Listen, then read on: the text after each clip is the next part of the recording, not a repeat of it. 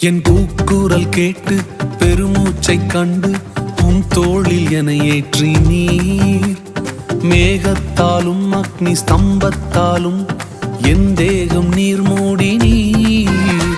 உழைப்பும் இல்லை உடல் களைப்பும் இல்லை அப்பம் என கூட்டி நீர் என் வஸ்திரமும் பாதரட்சைகளும்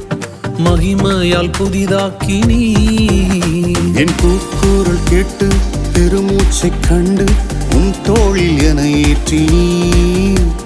மேகத்தாலும் அக்னி ஸ்தம்பத்தாலும்